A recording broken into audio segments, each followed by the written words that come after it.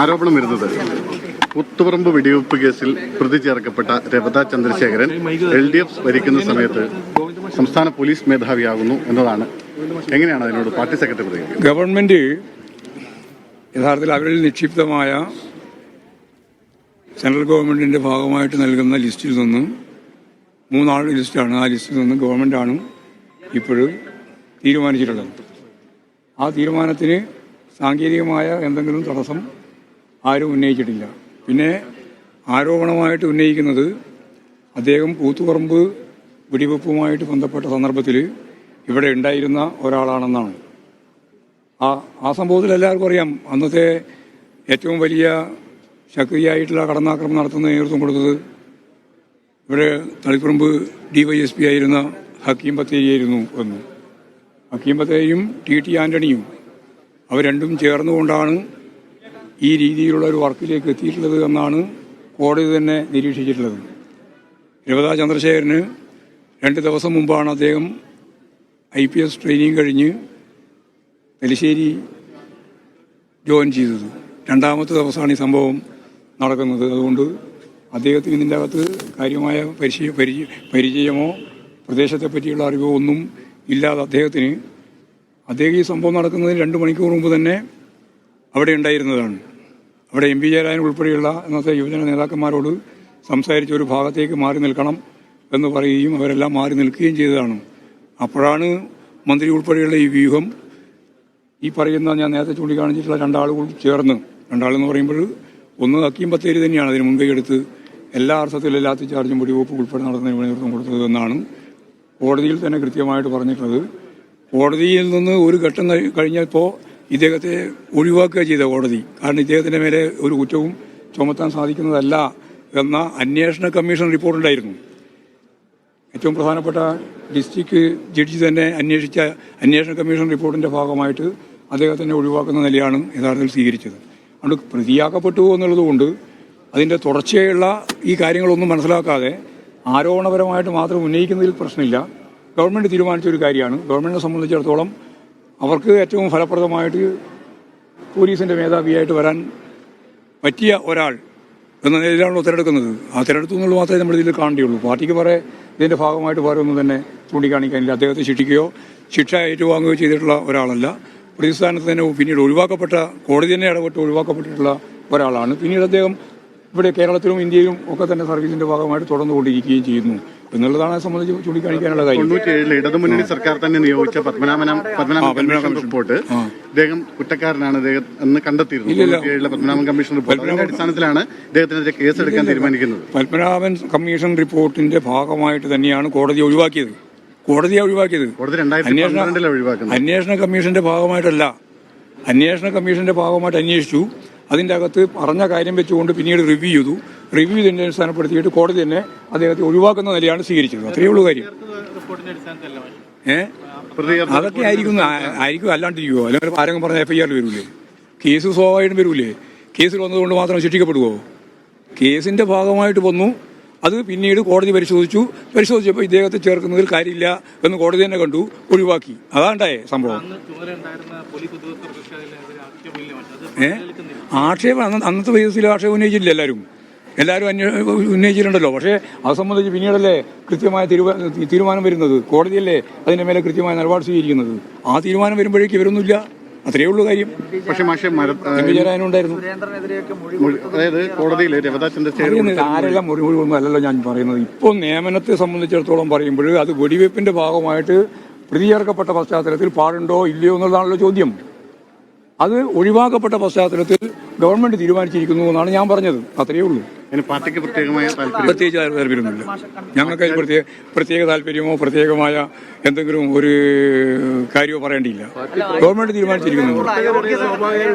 അല്ല, പ്രവർത്തകരുടെ സ്വാഭാവികമായും പ്രശ്നം ഉണ്ടാക്കാൻ വേണ്ടിയിട്ടാണല്ലോ നിങ്ങൾ ഇടപെട്ടുകൊണ്ടിരിക്കുന്നത്. ഞങ്ങളെ സംബന്ധിച്ചിടത്തോളം ഇതിനകത്ത് ഗവൺമെന്റ് തീരുമാനമാണ്. ആ ഗവൺമെന്റ് തീരുമാനം അംഗീകരിക്കുന്നു എന്ന് മാത്രമേ ഞങ്ങൾക്ക് പറയാനുള്ളൂ. ഒരാളും ഒരു എതിർപ്പും പ്രകടിപ്പിച്ചില്ല. പി ജയരാജൻ എതിർപ്പ് പറയുന്നത് വെറുതെ പറയുന്നത്, വെറുതെ നിങ്ങൾ പറഞ്ഞുകൊണ്ടിരിക്കുകയാണ്.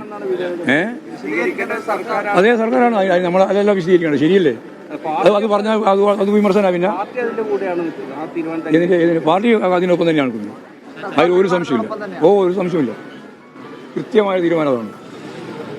ഗവൺമെൻറ് തീരുമാനത്തിൻ്റെ ഒപ്പം നിൽക്കുക എല്ലാവരും നോക്കാം. പാർട്ടിക്ക് പറയുന്ന തീരുമാനമുള്ളത് അല്ലെങ്കിൽ തീരുമാനം ആ രീതിയിൽ എടുക്കുന്ന എന്തെങ്കിലും വ്യതിരിക്തത വേണം. ഒരു വ്യതിരിക്തതയില്ല കേട്ടോ. ശരി, പിന്നെ വെറുതെ ബിയ്യാന്ന് പറഞ്ഞോണ്ടിരിക്കും കേട്ടോ.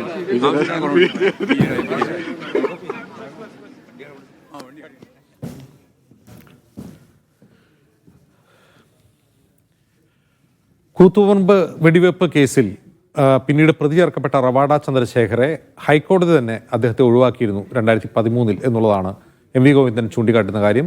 പ്രതി ചേർക്കപ്പെട്ടു എന്നുള്ളതുകൊണ്ട് അദ്ദേഹം കുറ്റക്കാരനാവുന്നില്ല. കോടതി ഒഴിവാക്കിയ ഒരാളെ സംസ്ഥാന പോലീസ് മേധാവിയായി നിയമിക്കുന്നതിൽ എന്താണ് തെറ്റ് എന്നാണ് അദ്ദേഹത്തിന്റെ ചോദ്യം. മറ്റൊന്ന്, തളിപ്പറമ്പ് DYSP ആയിരുന്ന ഹക്കീം ബത്തേരിയാണ് വെടിവെപ്പിനും ലാത്തിചാർജിനും നേതൃത്വം നൽകിയത് എന്നുകൊണ്ടും റവാഡ ചന്ദ്രശേഖരെ കൂത്തുപറമ്പ് വെടിവെപ്പ് കേസിൽ നിന്ന് പൂർണ്ണമായും കുറ്റവിമുക്തനാക്കുകയാണ് എം വി ഗോവിന്ദൻ ഈ വാർത്താ സമ്മേളനത്തിൽ ചെയ്യുന്നത്.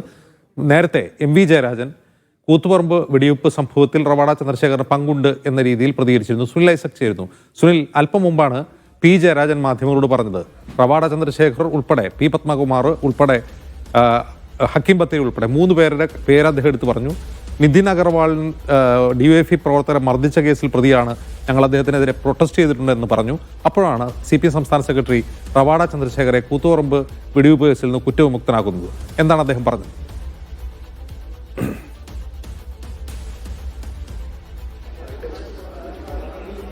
അജിംസ്, ഇത് സർക്കാരിന്റെ നിലപാടാണ്. സർക്കാരിന്റെ നിലപാട് എടുക്കാനുള്ള അവകാശം സർക്കാരിനാണ്. അക്കാര്യത്തിൽ പാർട്ടിക്ക് പ്രത്യേകമായ അഭിപ്രായമില്ല. സർക്കാർ നിലപാടിനെ പാർട്ടി അംഗീകരിക്കുന്നുവെന്നാണ് സംസ്ഥാന സെക്രട്ടറി MV ഗോവിന്ദൻ പറയുന്നത്.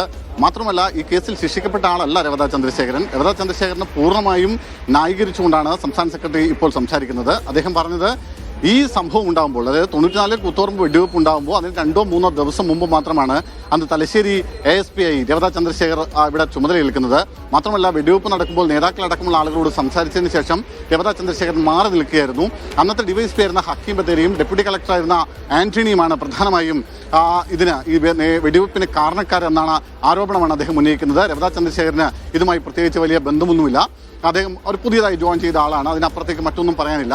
അത് സർക്കാർ നിലപാടാണ്. സർക്കാരിന് കേന്ദ്രത്തിൽ നിന്ന് 3 പേരുടെ ലിസ്റ്റ് കൊടുക്കുന്നു. അതിൽ സർക്കാരിന് കൂടി കൊള്ളാമെന്ന് തോന്നുന്ന ഒരാളെ എടുക്കുന്നു. അതിനപ്പുറത്തേക്ക് പാർട്ടിക്ക് ഇക്കാര്യത്തിൽ നിലപാടില്ല എന്ന് പറയുന്നു. പക്ഷേ അങ്ങനെയൊക്കെ ആകുമ്പോഴും 97 പത്മനാഭൻ കമ്മീഷൻ റിപ്പോർട്ടിന്റെ അടിസ്ഥാനത്തിലാണ്, പത്മനാഭൻ കമ്മീഷൻ റിപ്പോർട്ടാണ് ഇതിൽ ഏറ്റവും നിർണായകമാകുന്നത്. ആ റിപ്പോർട്ടിലാണ് ഈ രവത ചന്ദ്രശേഖരൻ അടക്കമുള്ള ആളുകൾക്കെതിരെ അവരെ പ്രതി ചേർക്കാം, അവർ കുറ്റക്കാരാണെന്ന് കണ്ടെത്തുന്നത്. ആ റിപ്പോർട്ടിന്റെ അടിസ്ഥാനത്തിലാണ് പിന്നീട് പുതിയൊരു FIR ഇടുന്നതും ഈ കേസുമായി ബന്ധപ്പെട്ട കൂത്തുപറമ്പ് വെടിവെപ്പ് കേസിൽ രവത ചന്ദ്രശേഖരൻ പ്രതിയാവുന്നതും. പക്ഷേ ഗോവിന്ദ മാഷ് പറയുന്നത് ആ റിപ്പോർട്ടിന്റെ അടിസ്ഥാനത്തിലാണ് കോടതി ഇദ്ദേഹത്തെ കുറ്റവിമുക്തനാക്കിയത് 2012 എന്നാണ് ഗോവിന്ദൻ മാഷുടെ ന്യായം. അദ്ദേഹം പറയുന്നത് അങ്ങനെയല്ല. പത്മനാഭൻ കമ്മീഷൻ റിപ്പോർട്ട് ഇദ്ദേഹത്തെ കുറ്റവാളിയാക്കുകയല്ല, അദ്ദേഹത്തിനെതിരെ തെളിവില്ല എന്ന തരത്തിലാണ് ആ റിപ്പോർട്ട് ഉണ്ടായിരുന്നത്. ആ റിപ്പോർട്ടിന്റെ അടിസ്ഥാനത്തിലാണ് കോടതി അദ്ദേഹത്തെ കുറ്റവിമുക്തനാക്കുന്നത് എന്ന നിലപാടാണ് ഗോവിന്ദ മാഷ് സ്വീകരിക്കുന്നത്. P ജയരാജൻ ഉന്നയിച്ച വിമർശനത്തോട് ചോദിച്ചപ്പോൾ അദ്ദേഹം പറഞ്ഞത് P ജയരാജൻ ഒരു തരത്തിലുള്ള വിമർശനവും ഉന്നയിച്ചിട്ടില്ല. P രാജാൻ പറഞ്ഞത് സർക്കാർ നിലപാട് വ്യക്തമാക്കട്ടെ എന്നാണ്. ഇക്കാര്യത്തിൽ അത് തന്നെയാണ് പാർട്ടിയുടെ നിലപാട്. സർക്കാരാണ് നിലപാടെടുത്തത്, സർക്കാർ തന്നെ ആ കാര്യത്തിൽ നിലപാടെടുക്കട്ടെ, അത് സർക്കാർ തന്നെ വ്യക്തമാക്കട്ടെ എന്ന ന്യായമാണ് എന്തായാലും MV ഗോവിന്ദൻ പറയുന്നത്. മാത്രമല്ല, പാർട്ടി അണികൾക്ക് ഇതുമായി ബന്ധപ്പെട്ട് ഏതെങ്കിലും തരത്തിൽ വിമർശനമോ അമർഷമോ ഉണ്ടാവാനുള്ള സാധ്യതയില്ലെന്നും MV ഗോവിന്ദൻ കൂട്ടിച്ചേർക്കുന്നു. ഏറ്റവും ഒടുവിൽ ഒരു കാര്യം കൂടി അദ്ദേഹം പറഞ്ഞു. അതായത് P ജയരാജൻ എന്ന് ഇടയ്ക്കിടയ്ക്ക് പറഞ്ഞുകൊണ്ടിരിക്കേണ്ട എന്നുകൂടി അദ്ദേഹം പറഞ്ഞു. അതായത് കഴിഞ്ഞ ദിവസത്തെ സംസ്ഥാന സമിതി യോഗത്തിൽ P ജയരാജൻ MV ഗോവിന്ദനെ വിമർശിച്ചു എന്നൊരു വാർത്ത കൂടി പുറത്തു വന്നിരുന്നു. അതിന്റെ കൂടി അടിസ്ഥാനത്തിലായിരിക്കാം അദ്ദേഹം P ജയരാജനെതിരെ ഒരു അമർഷം എന്ന നിലയ്ക്ക് കൂടി അദ്ദേഹം സംസാരിക്കുന്നുണ്ട്. അതായത് P ജയരാജൻ എന്ന് ഇടയ്ക്കിടയ്ക്ക് പറഞ്ഞുകൊണ്ടിരിക്കേണ്ട എന്നുകൂടി പറഞ്ഞാണ് അദ്ദേഹം വാർത്താ മാധ്യമങ്ങളെ കണ്ടത് അവസാനിപ്പിച്ചത്.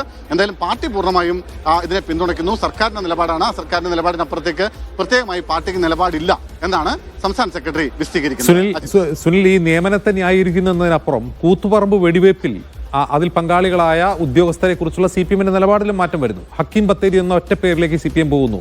നിതിൻ അഗർവാളിന്റെ പേര് P ജയരാജൻ പറയുന്നുണ്ടെങ്കിലും അതും ഒഴിവാക്കി, പത്മകുമാറിനെ ഒഴിവാക്കി, റവാഡ ചന്ദ്രശേഖരനെ ഒഴിവാക്കി ആണ് ഇപ്പോൾ എന്താണ് കൂത്തുപറമ്പിന്റെ ഉത്തരവാദിത്തം ഹക്കീം ബത്തേരി എന്നൊരൊറ്റ DYSPയിലേക്ക് ചുരുക്കുകയാണ് CPM. അങ്ങനെയല്ലേ?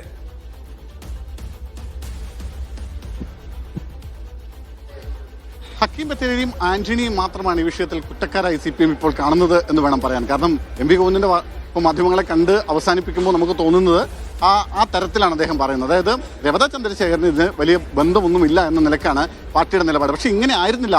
നമ്മൾ ഓർക്കണം, കൂത്തുപറമ്പ് വെടിവെപ്പ് ഉണ്ടായതിനു ശേഷം 94-ലെ വെടിവെപ്പിന് ശേഷം CPM തുടർച്ചയായി ഉന്നയിച്ചിരുന്ന ആരോപണം വെടിവെപ്പിന് ഉത്തരവിട്ടത് രവതാ ചന്ദ്രശേഖരാണ്. അദ്ദേഹത്തിന്റെ സാന്നിധ്യത്തിലാണ്, അദ്ദേഹത്തിന്റെ നേതൃത്വത്തിലാണ് വെടിവെപ്പ് നടന്നത്. അതിന് ഹക്കീം ബത്തേരിയും അന്നത്തെ ഡെപ്യൂട്ടി കളക്ടറായിരുന്ന ആന്റണിയും അടക്കമുള്ള ആളുകളാണ് ചുക്കാൻ പിടിച്ചത്. ഈ 3 ഉദ്യോഗസ്ഥർക്കെതിരെ നടപടി വേണം എന്നാണ് പ്രധാനമായും CPM അന്ന് ആവശ്യപ്പെട്ടത്. ആ ആവശ്യം ഉന്നയിച്ചുകൊണ്ട് CPM വലിയ തോതിലുള്ള പ്രതിഷേധങ്ങളും പ്രക്ഷോഭ പരിപാടികളും സംസ്ഥാന വ്യാപകമായി നടത്തുകയും ചെയ്തിരുന്നു എന്നതാണ് ചരിത്രം.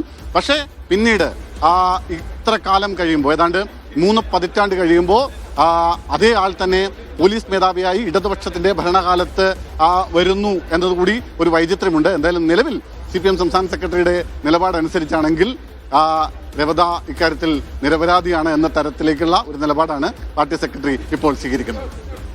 ശരി, എന്തായാലും MV ഗോവിന്ദന്റെ വാക്കുകൾ തന്നെ നമ്മൾ നേരിട്ട് കേട്ടു. റവാഡ ചന്ദ്രശേഖരെ കോടതി കുറ്റവിമുക്തനാക്കിയതാണ്. ഒരാളെ കേസിൽ പ്രതി ചേർത്തു എന്നുള്ളതുകൊണ്ട് അദ്ദേഹം കുറ്റവാളി